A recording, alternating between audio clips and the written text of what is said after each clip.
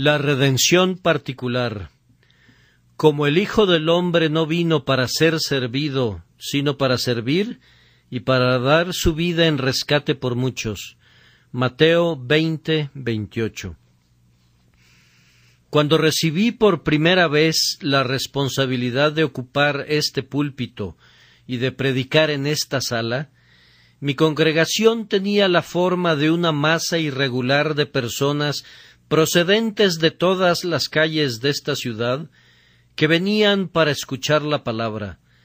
Se trataba simplemente de un evangelista que predicaba a muchos que no habían oído el Evangelio anteriormente.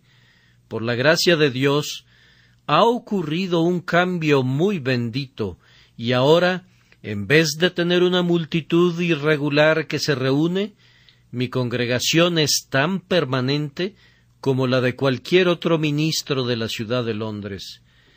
Desde este púlpito puedo observar los rostros de mis amigos que han ocupado los mismos lugares hasta donde es posible durante todos estos meses, y tengo el privilegio y el placer de saber que una gran proporción, ciertamente las 3/4 partes de las personas que se congregan aquí, no son personas que asisten por pura curiosidad, sino que son mis oyentes regulares y constantes, y pueden observar que mi carácter también ha cambiado.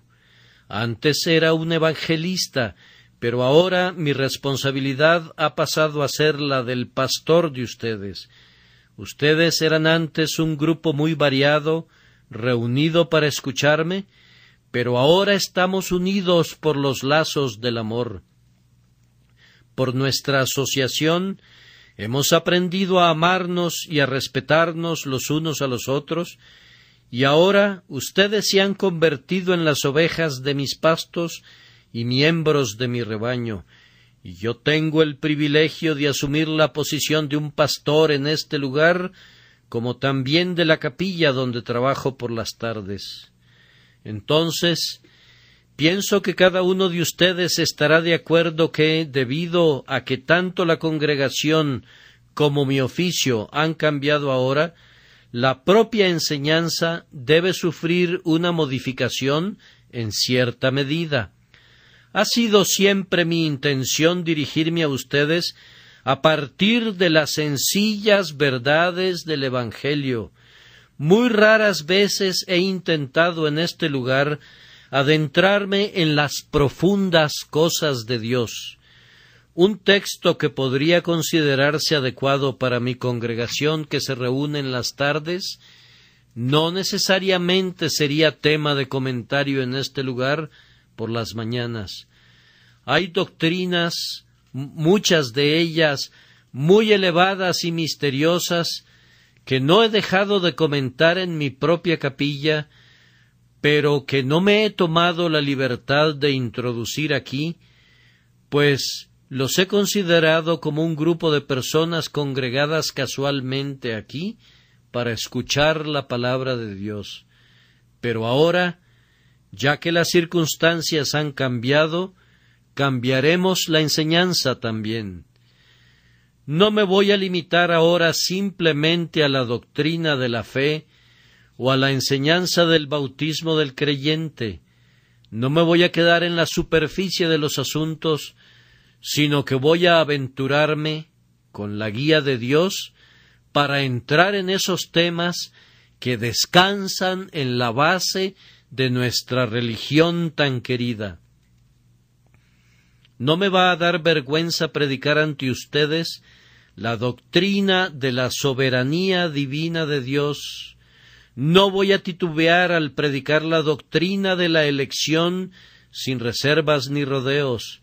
No temeré explicar la grandiosa verdad de la perseverancia final de los santos. No voy a pasar por alto la verdad indudable de la Escritura, el llamado eficaz que hace Dios a sus elegidos. Me voy a esforzar, con la ayuda de Dios, para no ocultarles nada a ustedes que se han convertido en mi rebaño. Viendo que muchos de ustedes han gustado ahora la benignidad del Señor, vamos a tratar de abarcar el sistema completo de las doctrinas de la gracia para que los santos puedan ser edificados y desarrollados en su más santa fe. Comienzo este día con la doctrina de la redención, para dar su vida en rescate por muchos. La doctrina de la redención es una de las doctrinas más importantes del sistema de la fe. Un error en este punto inevitablemente llevará al error a lo largo de todo el sistema de nuestra fe. Ahora, ustedes están conscientes que hay diferentes teorías de la redención. Todos los cristianos sostienen que Cristo murió para redimir, pero no todos los cristianos enseñan la misma redención. Tenemos diferentes puntos de vista en cuanto a la naturaleza de la expiación y en cuanto al plan de redención. Por ejemplo, el arminiano sostiene que Cristo, cuando murió, no murió con objeto de salvar a una persona en particular, y ellos enseñan que la muerte de Cristo en sí misma no garantiza más allá de toda duda la salvación de nadie. Ellos creen que Cristo murió para hacer posible la salvación de todos los hombres, o que haciendo algunas otras cosas, cualquier hombre que así lo quiera, puede alcanzar la vida eterna. Por consiguiente, están obligados a sostener que si la voluntad del hombre no cede y no se somete voluntariamente a la gracia, entonces la expiación de Cristo sería ineficaz. Ellos sostienen que no hay nada particular ni especial en la muerte de Cristo. Cristo murió, dicen ellos, tanto por Judas, que está en el infierno, como por Pedro, que se remontó al cielo. Ellos creen que para quienes han sido consignados al fuego eterno hubo una redención tan verdadera y real como para quienes se encuentran ahora ante el trono del Altísimo. Pero nosotros no creemos en nada de eso. Nosotros sostenemos que Cristo, cuando murió, tenía un objetivo en mente, y ese objetivo será cumplido con absoluta seguridad, más allá de toda duda. Nosotros medimos el propósito de la muerte de Cristo por su efecto. Si alguien pregunta, ¿cuál fue el propósito de Cristo al morir?, nosotros respondemos a esa pregunta por medio de otra pregunta. ¿Qué ha hecho Cristo o qué hará Cristo por medio de su muerte? Pues nosotros declaramos que la medida del efecto del amor de Cristo es la medida de su propósito. Nosotros no podemos engañar a nuestra razón pensando que la intención del Dios Todopoderoso puede frustrarse, o que el propósito de algo tan grandioso como la expiación puede fallar por algo.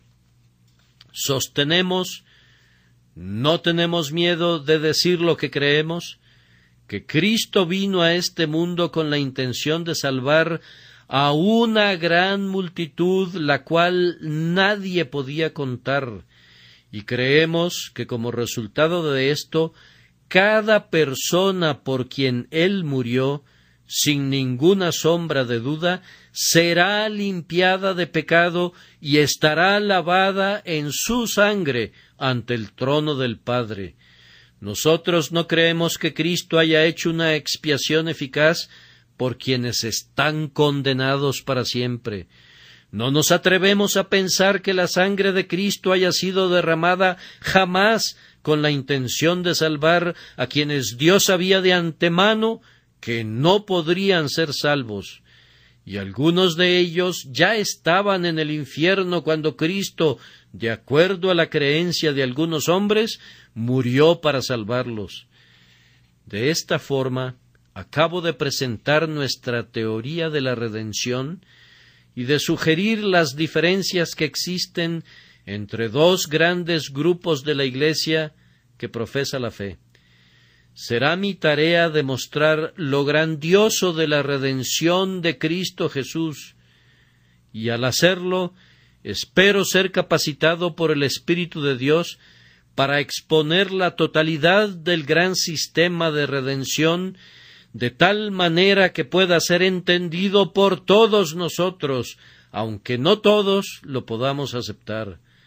Pues deben tener en mente que algunos de ustedes, tal vez, estén listos para objetar las cosas que yo afirmo, pero tienen que recordar que eso no me afecta.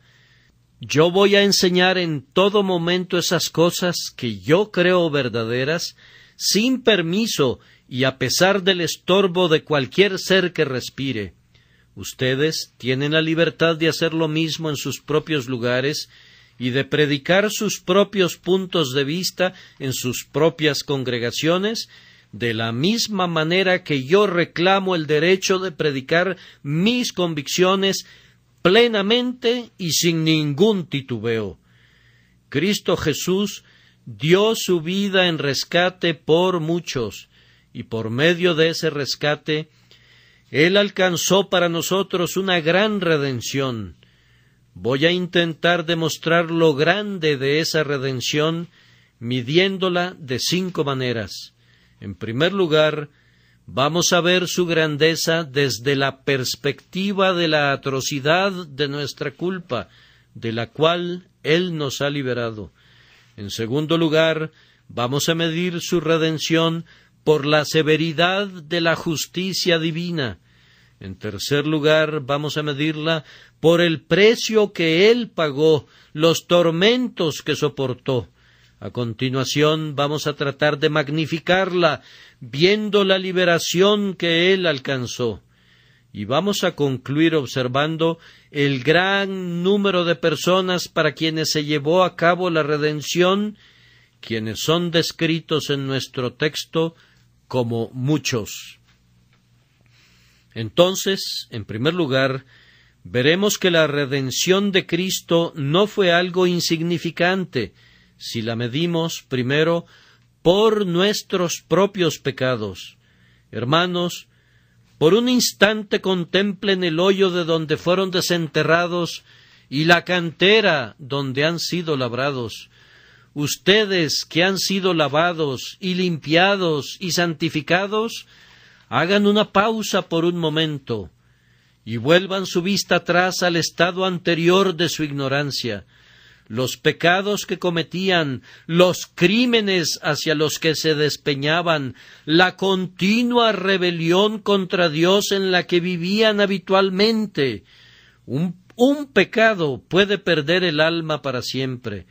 No está al alcance de la mente humana entender la maldad infinita que dormita en las entrañas de un pecado solitario. Hay verdaderamente una inmensidad de culpa cobijada en una transgresión contra la majestad del cielo. Entonces, si tú y yo hubiéramos pecado una sola vez, nada sino una expiación infinita en valor hubiera podido lavar jamás el pecado y hacer satisfacción por él. Pero ¿acaso ha sido sólo una vez que tú y yo hemos transgredido? No, hermanos míos, nuestras iniquidades son mayores en número que los cabellos de nuestra cabeza, han prevalecido poderosamente contra nosotros. Podríamos muy bien intentar contar la arena del mar o intentar ponerle un número a las gotas que forman el océano en su totalidad, antes que llevar la cuenta de las transgresiones que se han acumulado en nuestras vidas. Recordemos nuestra niñez, cuán pronto empezamos a pecar, cómo desobedecíamos a nuestros padres, y aun a esa temprana edad aprendimos a convertir nuestras bocas en una guarida de mentiras. En nuestra niñez, cuán llenos estábamos de desenfreno y rebeldía. Tercos e inconstantes preferíamos nuestro propio camino y rompíamos todas las amarras que nuestros piadosos padres ponían sobre nosotros. Salvajemente nos lanzábamos, muchos de nosotros, al propio centro de la danza del pecado. Nos convertimos en líderes de la iniquidad. No solamente pecamos nosotros, sino que enseñamos a otros a pecar.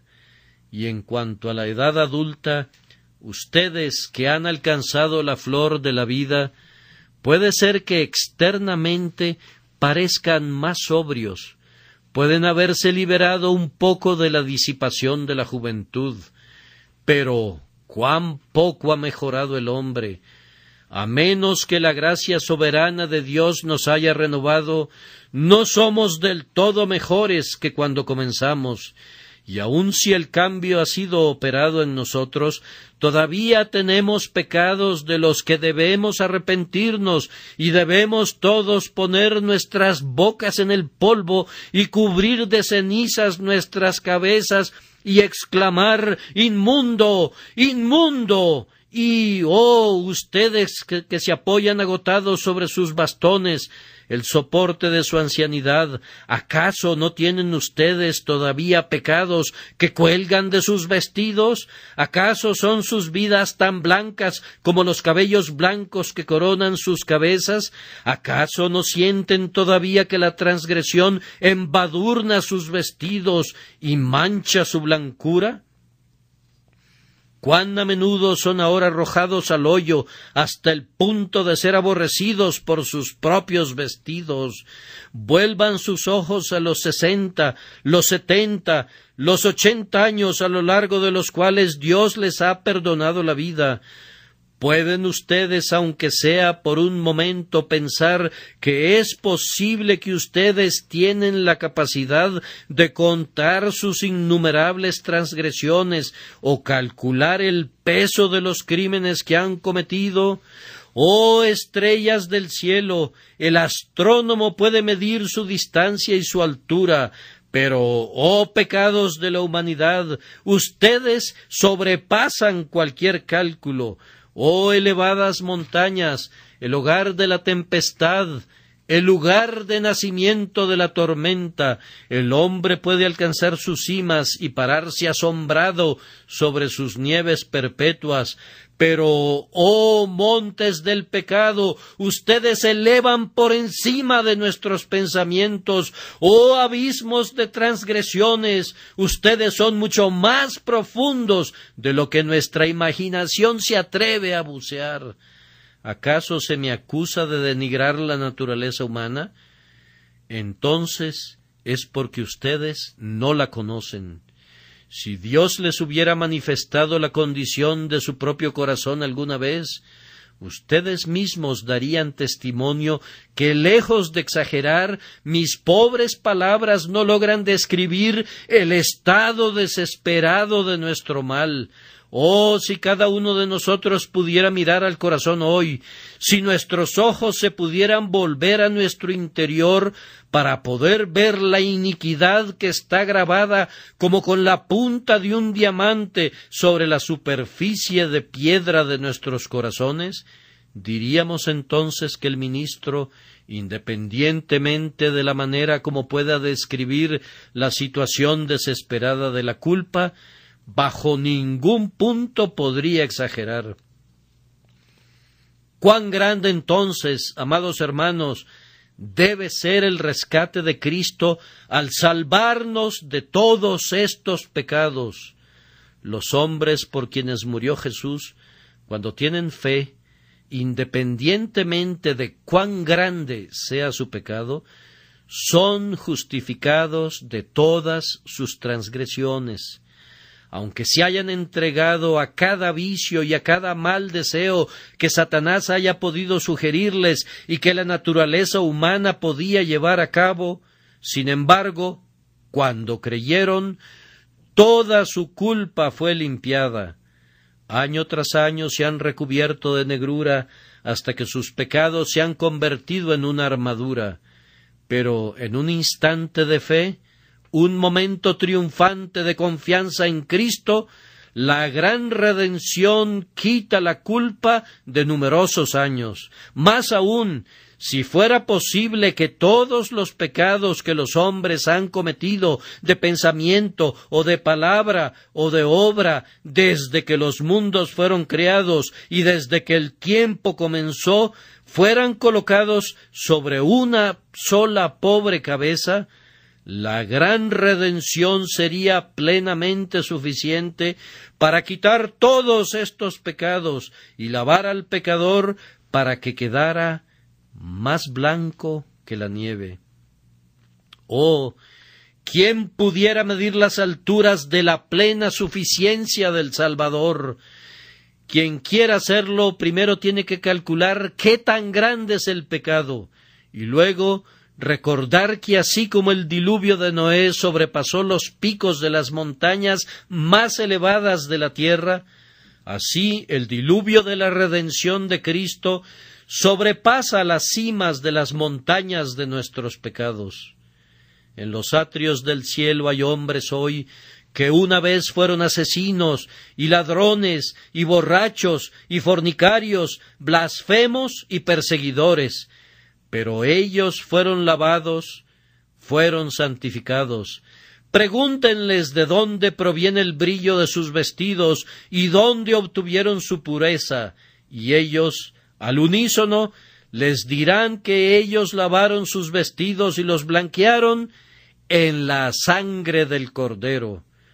Oh, ustedes conciencias atribuladas, oh, ustedes que están trabajados y cargados, oh, ustedes que gimen a causa del pecado, la grandiosa redención que ahora es proclamada a ustedes es plenamente suficiente para sus necesidades, y aunque sus numerosos pecados sobrepasan a las estrellas que adornan el firmamento, aquí hay una expiación hecha por todos ellos, un río que puede cubrirlos a todos y llevárselos muy lejos para siempre.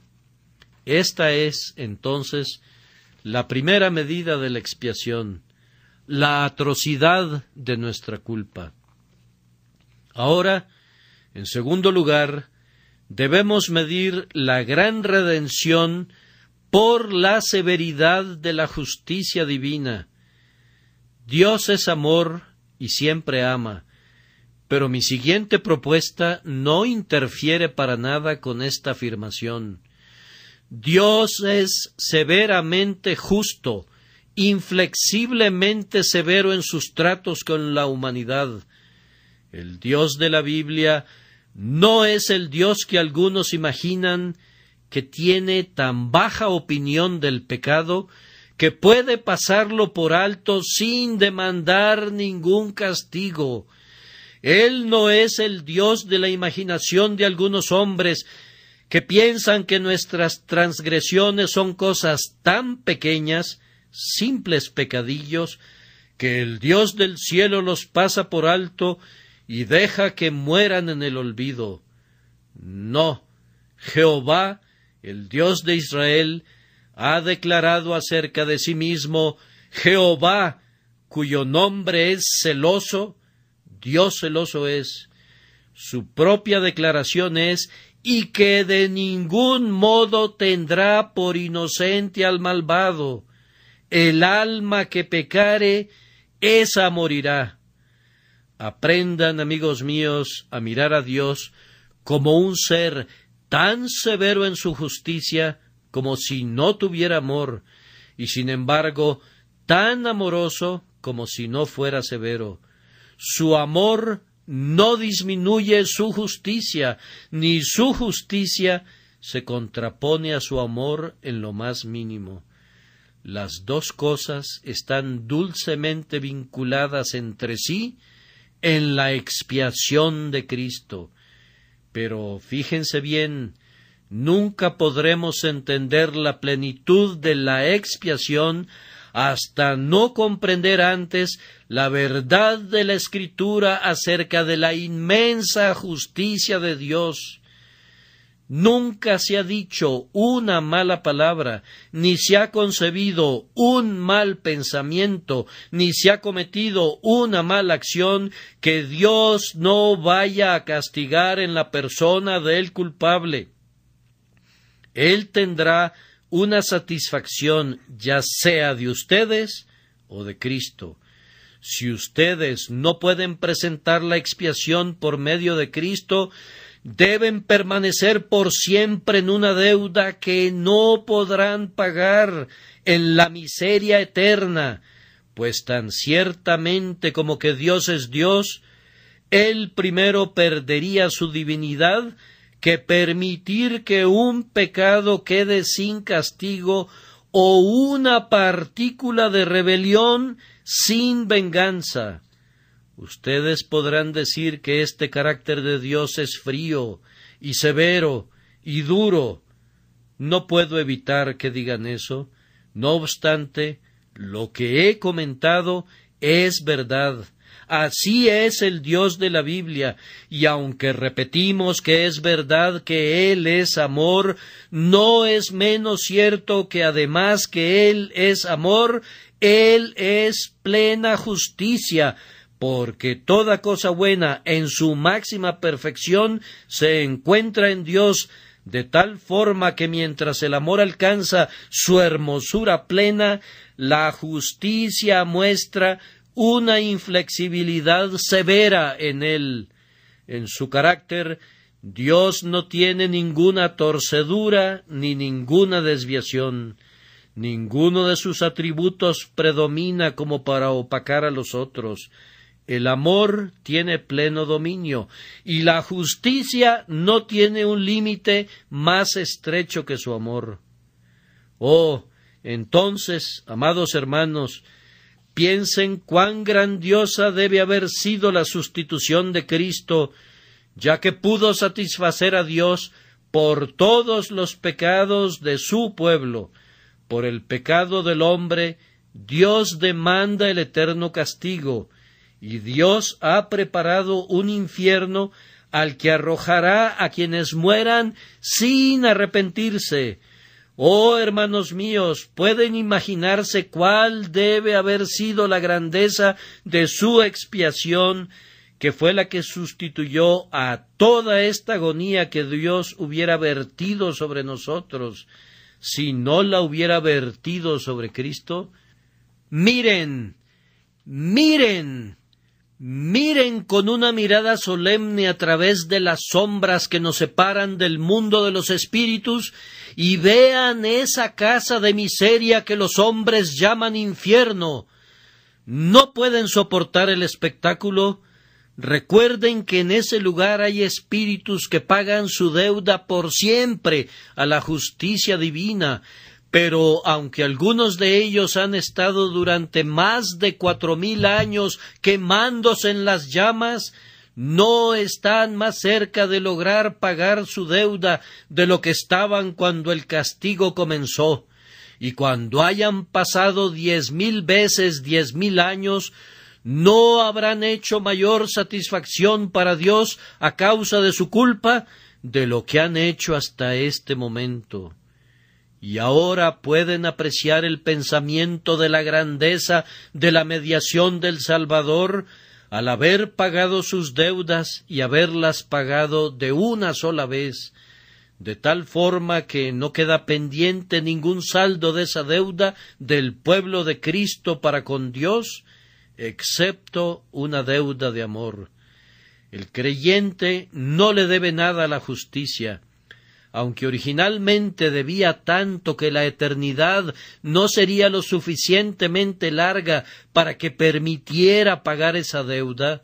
Sin embargo, en un instante Cristo lo pagó todo, de tal forma que el creyente está enteramente justificado de toda culpa y libre de todo castigo a través de la obra de Jesucristo.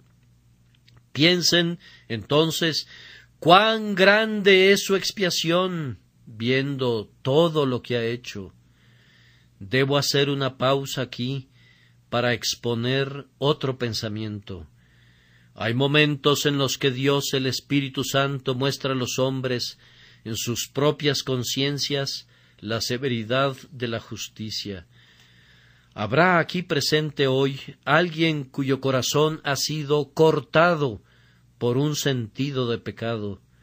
Una vez fue un hombre libre, un libertino, sin ninguna sujeción a nadie, pero ahora la flecha del Señor ha penetrado en su corazón y se encuentra sumido en una esclavitud peor que la de Egipto. Lo veo hoy y me dice que su culpa lo persigue por todas partes. El esclavo negro, guiado por la estrella polar, puede escapar de las crueldades de su amo y llegar a otra tierra donde pueda ser libre. En cambio, este otro hombre siente que aunque vagara por todo el ancho mundo, no podría escapar de la culpa. El que ha estado atado por muchas cadenas puede tener la esperanza de encontrar una sierra que las rompa y así quedar libre. En cambio, este hombre dice que ha intentado oraciones y lágrimas y buenas obras, pero aun así no puede liberar sus muñecas de las esposas que lo aprisionan. Todavía se siente como un pecador perdido y la emancipación parece algo imposible para él, no importa lo que haga. El preso en el calabozo es, a veces, libre en su pensamiento, aunque su cuerpo esté preso. Su espíritu salta por encima de las paredes de la cárcel y vuela hacia las estrellas, libre como el águila que no es esclava del hombre. Pero este hombre es un esclavo en sus pensamientos. No puede tener ni un solo pensamiento brillante o feliz. Su alma está decaída en su interior. El hierro se ha metido en su espíritu y está amargamente afligido. El cautivo a veces olvida su cautiverio en sus sueños, pero en cambio este hombre no puede dormir. En la noche sueña con el infierno y en el día parece sentir ese infierno. Lleva en su corazón un horno ardiente de llamas y no importa lo que haga, no puede apagarlo. Él ha sido confirmado, ha sido bautizado, toma el sacramento, asiste a la iglesia o visita frecuentemente una capilla, sigue cada ordenamiento y obedece cada norma, pero el fuego continúa ardiendo.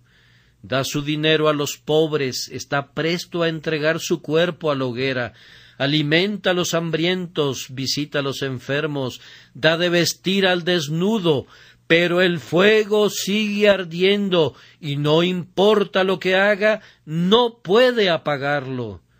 Oh, ustedes, hijos del abatimiento y del dolor, esto que sienten es por causa de la justicia de Dios que los persigue, y dichosos son ustedes porque sienten esto, pues hoy yo les predico este evangelio glorioso del bendito Dios.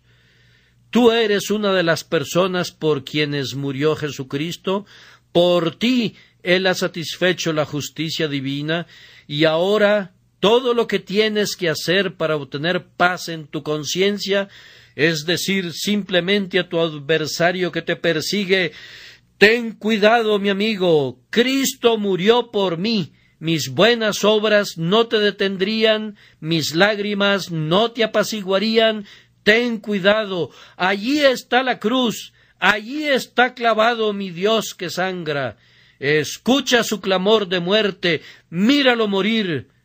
¿No estás satisfecho ahora? Y cuando hayas hecho eso, tendrás la paz de Dios que sobrepasa todo entendimiento, que guardará tu corazón y tu mente por medio de Jesucristo tu Señor, y entonces conocerás la grandeza de su expiación. En tercer lugar, podemos medir la grandeza de la redención por el precio que Él pagó. Es imposible que nosotros sepamos cuán grandes fueron los dolores que el Salvador soportó. Sin embargo, una mirada a ellos no dará una pequeñísima idea de la grandeza del precio que Él tuvo que pagar por nosotros. Oh Jesús, ¿quién podrá describir tu agonía? Que se reúnan en mí todos los manantiales, y habiten en mi cabeza y mis ojos, vengan nubes y lluvia, mi dolor necesita de todos esos líquidos que la naturaleza ha producido, que cada vena absorba todo un río para alimentar mis ojos cansados de llanto, demasiado secos están a menos que se liguen a nuevos conductos y suministros que los humedezcan y reflejen mi conciencia. Oh Jesús, tú sufriste desde tu nacimiento, varón de dolores y experimentado en quebrantos. Tus sufrimientos recayeron sobre ti en una lluvia perpetua hasta la horrible última hora de tinieblas. Entonces, ya no en una lluvia, sino en una nube, un torrente, una catarata de aflicción, tus agonías se precipitaron sobre ti. Mírenlo allá, es una noche de hielo y de frío, pero él está al descubierto, es de noche, él no duerme sino que está orando, escucha sus gemidos. ¿Alguna vez alguien ha combatido como él combate? Ve y mira su rostro. ¿Acaso algún mortal mostró alguna vez en su rostro tal sufrimiento como el que puedes mirar en él? ¿Escuchas sus propias palabras? Mi alma está muy triste hasta la muerte. Se pone de pie, es prendido por traidores y es llevado con ellos. Entremos al lugar donde acaba de estar en agonía. Oh Dios, ¿qué es esto que vemos? ¿Qué son esas manchas sobre el suelo?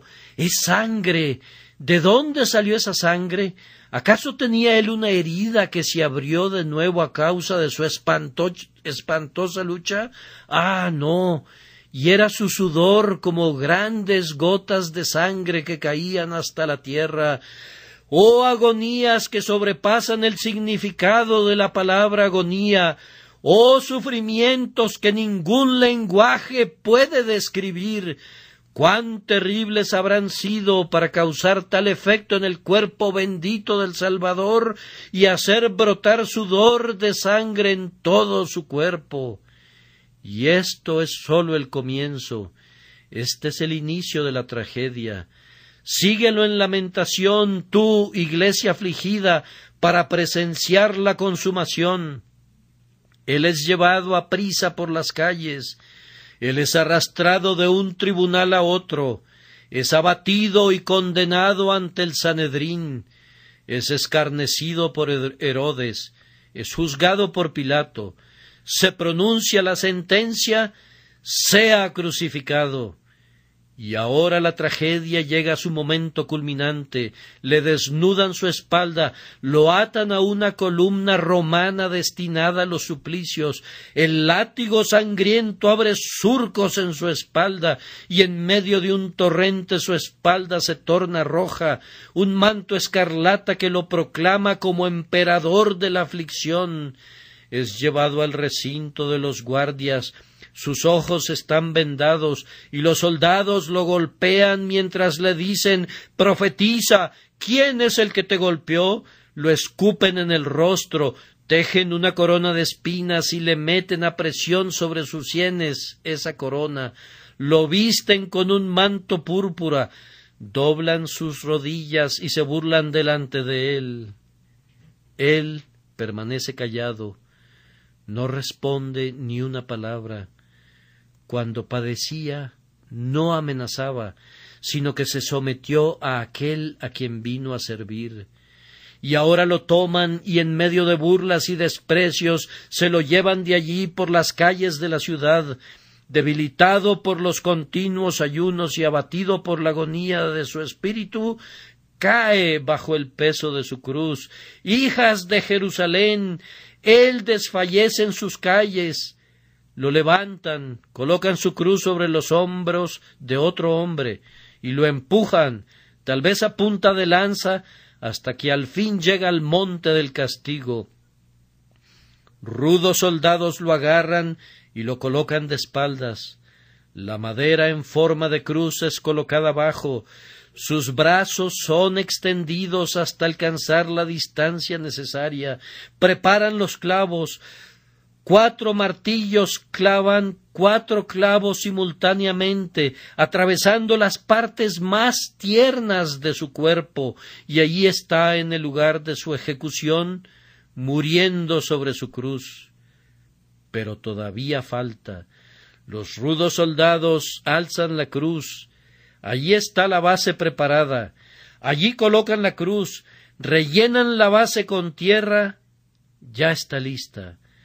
Pero vean los miembros del cuerpo del Salvador, cómo tiemblan. Cada hueso ha sido dislocado cuando levantaron la cruz. Cómo llora, cómo suspira, cómo solloza. Y más aún, escuchen cómo grita en agonía: Dios mío, ¿por qué me has desamparado?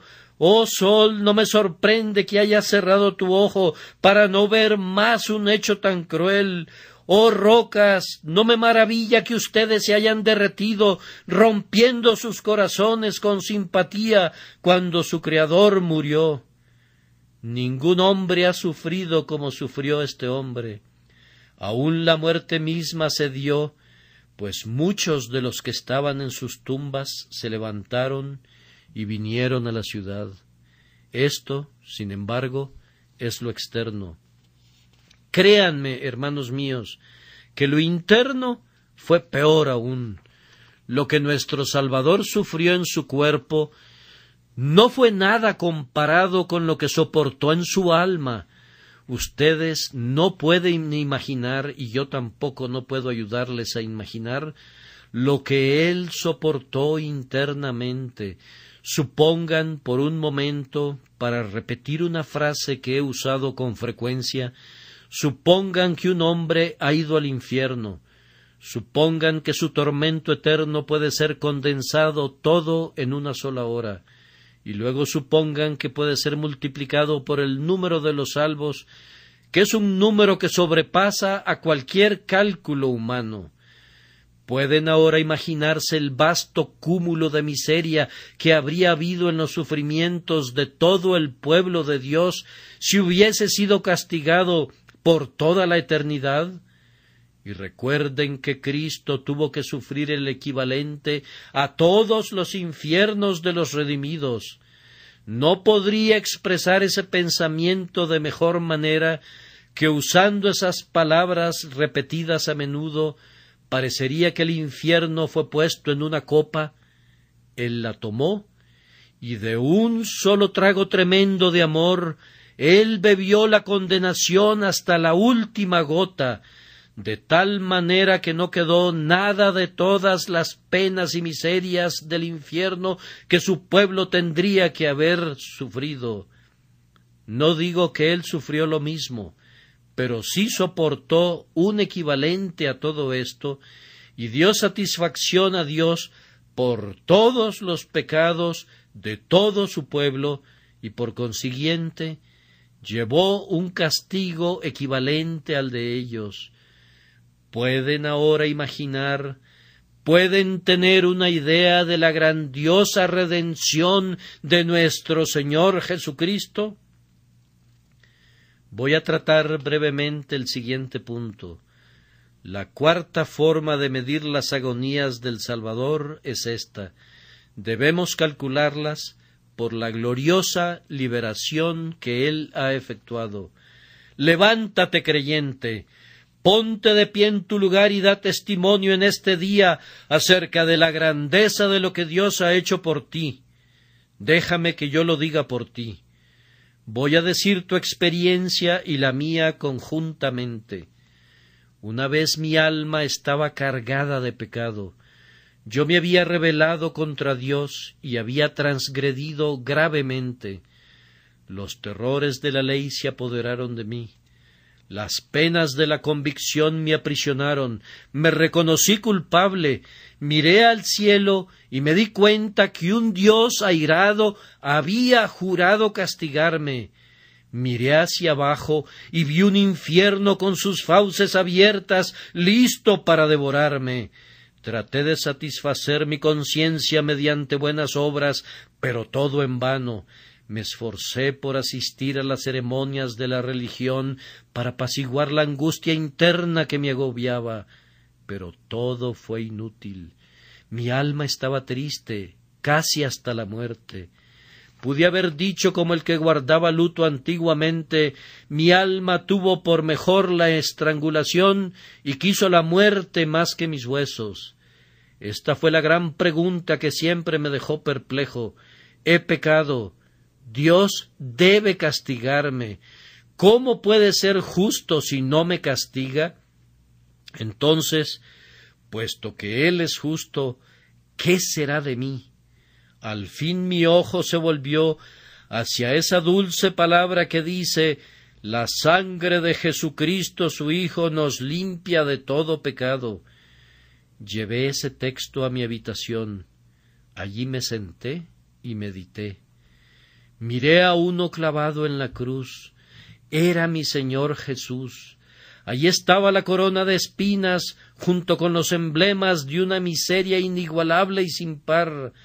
Lo miré a él y mi mente recordó esa palabra que dice, palabra fiel y digna de ser recibida por todos, que Cristo Jesús vino al mundo para salvar a los pecadores. Entonces me dije a mí mismo, ¿este hombre murió por los pecadores? Yo soy un pecador, entonces Él murió por mí. Él salvará a aquellos por quienes murió.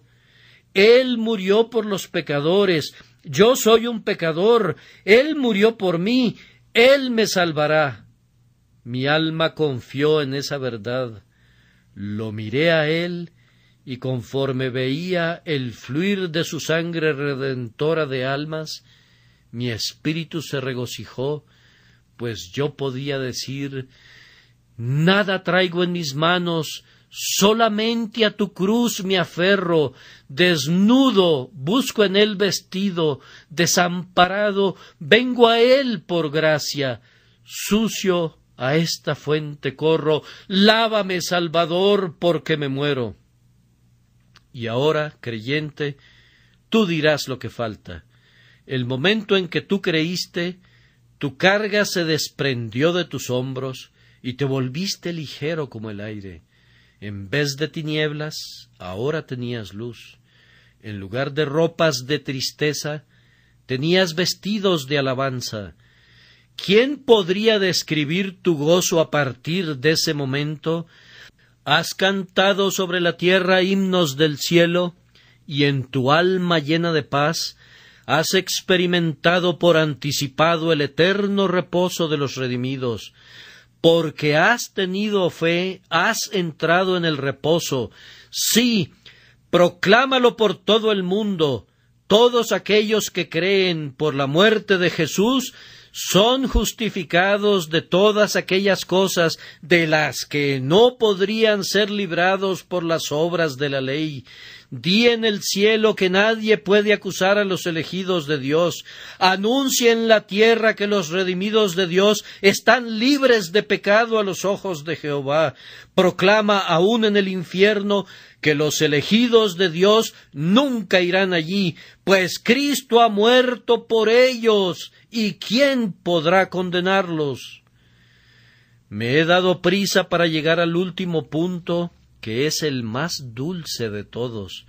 Nuestro texto nos dice que Jesucristo vino al mundo para dar su vida en rescate por muchos.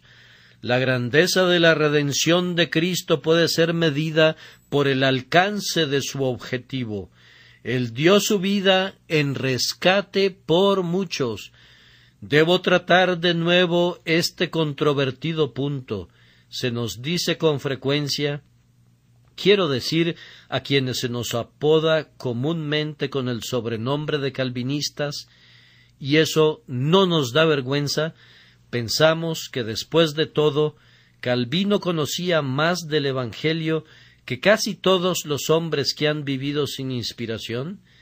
Se nos dice con frecuencia que nosotros limitamos la expiación de Cristo porque decimos que Cristo no ha dado una satisfacción por todos los hombres, o de lo contrario, todos los hombres serían salvos. Pero nuestra respuesta es que, por el contrario, nuestros oponentes son los que la limitan, no nosotros. Los arminianos afirman que Cristo murió por todos los hombres. Pregúntenles qué quiere decir eso. ¿Que Cristo murió para alcanzar la salvación de todos los hombres? Ellos responden, no, ciertamente no. Les hacemos una siguiente pregunta. ¿Cristo murió para alcanzar la salvación de algún hombre en particular? Ellos responden, no.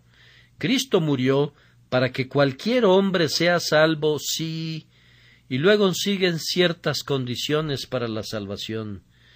Nosotros decimos entonces, y vamos a regresar al viejo enunciado, Cristo no murió para alcanzar la salvación de nadie, ¿no es cierto? Ustedes deben responder, no.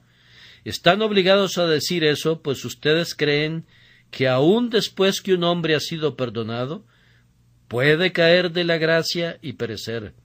Entonces, ¿quién es el que limita la muerte de Cristo? Pues ustedes afirman que Cristo no murió para asegurar infaliblemente la salvación de nadie. Por favor, discúlpennos.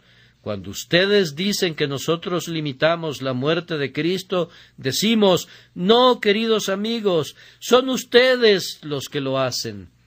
Nosotros decimos que Cristo murió para asegurar infaliblemente la salvación de una muchedumbre que ningún hombre puede contar, que por medio de la muerte de Cristo no solamente pueden ser salvos, sino que son salvos, deben ser salvos, y no pueden correr la menor posibilidad de riesgo de no ser otra cosa que salvos. Ustedes pueden tener su propia idea de la expiación. Pueden quedarse con ella. Nunca renunciaremos a la nuestra por lo que dicen ustedes. Ahora, amados hermanos, cuando escuchen a alguien que se ríe o se burla de una expiación limitada, le pueden responder esto. La expiación universal es como un gran puente ancho, pero que llega nada más hasta la mitad. No cubre completamente el río, solamente llega hasta la mitad. No asegura la salvación de nadie. Ahora, yo prefiero poner mis pies sobre un puente tan angosto como Hungerford, que alcanza desde una orilla a la otra, que sobre un puente que fuera tan ancho como el mundo, pero que no llegara hasta el otro extremo. Me dicen que es mi deber decir que todos los hombres han sido redimidos, y me dicen que hay un apoyo en las Escrituras para eso, el cual se dio a sí mismo en rescate por todos, de lo cual se dio testimonio a su debido tiempo. Ahora, eso parece ser un argumento muy, muy bueno a favor de la otra cara de la pregunta. Por ejemplo, vean esto, mirad, el mundo se va tras él. Todo el mundo siguió a Cristo, y salían a él toda la provincia de Judea y todos los de Jerusalén, y eran bautizados por él en el río Jordán. Toda Judea y toda Jerusalén fueron bautizadas en el Jordán.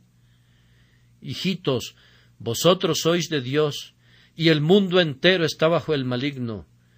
¿Acaso el mundo entero quiere decir todo mundo? Si así fuera, ¿cómo es que había algunos que son de Dios? Las palabras mundo y todos tienen 7 u 8 sentidos diferentes en la Escritura, y es muy raro que todos quiera decir todas las personas tomadas individualmente. Las palabras son generalmente usadas para significar que Cristo ha redimido a algunos procedentes de diversos grupos, algunos judíos, algunos gentiles, algunos ricos, algunos pobres, y no ha restringido su redención ya sea a judíos o a gentiles. Sin embargo, haciendo a un lado la controversia, ahora voy a responder una pregunta. Dime entonces, amigo, ¿por quién murió Cristo? Si quieres responderme una o dos preguntas, yo te diré si murió por ti. ¿Necesitas un Salvador? ¿Sientes que necesitas un Salvador? ¿Estás consciente del pecado hoy? ¿Te ha enseñado el Espíritu Santo que estás perdido? Si es así, Cristo murió por ti y tú serás salvado. ¿Estás consciente el día de hoy que no tienes ninguna esperanza en el mundo, sino solo en Cristo? ¿Sientes que tú no puedes por ti mismo ofrecer una expiación que pueda satisfacer la justicia de Dios? ¿Has renunciado a toda confianza en ti mismo? Y puedes decir estando de rodillas, Señor, sálvame que perezco. Cristo murió por ti. Si tú dices hoy, yo soy tan bueno como debo ser, yo puedo llegar al cielo por mis propias buenas obras, entonces recuerda, la Escritura dice de Jesús, no he venido a llamar a justos, sino a pecadores. Mientras estés en ese estado, yo no te puedo predicar ninguna expiación. Pero si hoy te sientes culpable, miserable, consciente de tu culpa, y estás listo para aceptar a Cristo como tu único Salvador, no solamente te puedo decir que puedes ser salvo, sino mejor aún, serás salvado. Cuando te hayas desnudado de todo, excepto de la esperanza en Cristo, cuando estés preparado a venir con las manos vacías y tomar a Cristo para que sea tu todo y que tú seas absolutamente nada, entonces tú puedes mirar a Cristo y puedes decir, oh tú amado, tú sangrante Cordero de Dios, tú soportaste los dolores por mí, por los azotes que recibiste soy sanado, y por tus sufrimientos soy perdonado. Y entonces verás cuánta paz mental tendrás, pues si Cristo ha muerto por ti, no puedes perderte. Dios no castigará dos veces lo mismo. Si Dios castigó a Cristo por tu pecado, no te castigará a ti. La justicia de Dios no puede exigir el pago dos veces, primero de la mano sangrante de la garantía y luego de la mía. Si creemos en Cristo, hoy podemos marchar al propio trono de Dios y estar allí, y si se dijera, ¿eres culpable?, podemos responder, sí, culpables, pero si preguntan ¿qué tienes que responder acerca de que no debes ser castigado por tu culpa?, podemos responder, grandioso Dios, tu justicia y tu amor, ambos son la garantía que tú no nos castigarás por el pecado, pues no castigaste a Cristo por nuestro pecado. ¿Cómo podrías tú ser justo? ¿Cómo podrías ser Dios del todo si castigas a Cristo el sustituto y luego castigas al hombre mismo después? Tu única pregunta es, ¿Cristo murió por mí?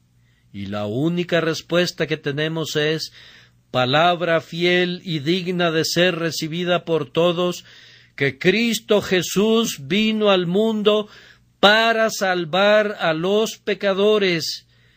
Puedes escribir tu nombre con el de los pecadores, no con los pecadores que usan ese nombre por cortesía, sino entre los que se sienten verdaderamente pecadores y lo lamentan y se angustian y buscan misericordia a causa de eso.